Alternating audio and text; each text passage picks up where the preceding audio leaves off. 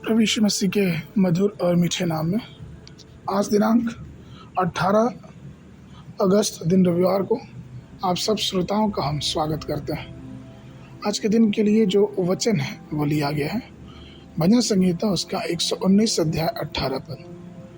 वचन कहता है, मेरी आंखें खोल दे कि मैं तेरी व्यवस्था की अद्भुत बातें देख सकूं। प्रियो, अंधावर्ती में चिल्लाता रहा, दाऊद की संतान मुझ पर दया कर।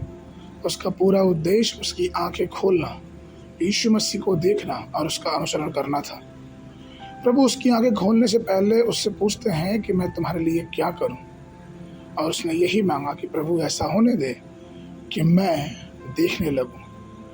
प्रियो, हमारी आंखें खुलना बहुत जरूरी है। जब तक हमारी आंखें नहीं खुलती हैं तब तक हम परमेश्वर के आश्चर्य कर्मों को और आश्चर्य की बातों को कभी देख और समझ नहीं सकते।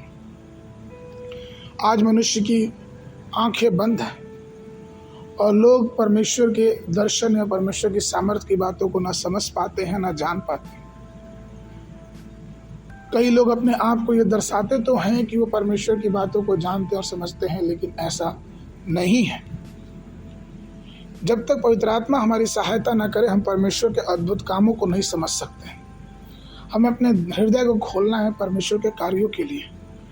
वचन इस बात से को बताता है, इजरा की पुस्तक उसका 7 अध्याय 10 पद, क्योंकि इजरा ने यहोवा की व्यवस्था की खोज करने और उसका पालन करने और इस्राएल की विधि और नियम सिखाने के लिए अपना मन तैयार किया।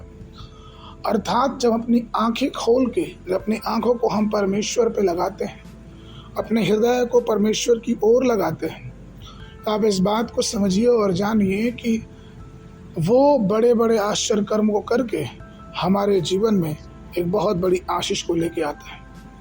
प्रियो, सोने चांदी और दुनिया की सारी चीज़ें जो आज हम देखते हैं ये एक दिन समाप्त हो जाएंगी, लेकिन जब तक हम संसार में हैं परमेश्वर के उस अद्भुत कर्मों को, अद्भुत कार्यों को अपने जीवन में होने दें। और इसके लिए ज़रूरी है कि हम अपनी आँखों को परमेश्वर की ओर लगाएं। जब हम परमेश्वर की ओर अपनी आँखों को लगाते हैं तो हम एक बड़ी आश्चर्य के बात को अपने जीवनों में देख पाते हैं, एक आश्चर्य की कामों को अपने हृदय में, अपने दिनचर्या के जीवनों में देख पाते हैं। इसलिए प्रियो, आइए परमेश्वर की तरफ अपनी आंखों को उठाएं, क्योंकि आश्चर्य का स्रोत वही है। आज के मनन के लिए यशायाह नबी की पुस्तक उसका 29 अध्याय 18 पद।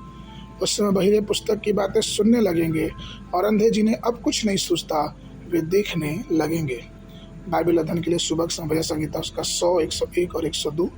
शाम के समय 1 कुरिन्थियों उसका 1 अध्याय। परमेश्वर आप सब श्रोताओं को बहुत बहुत आशीष देवे।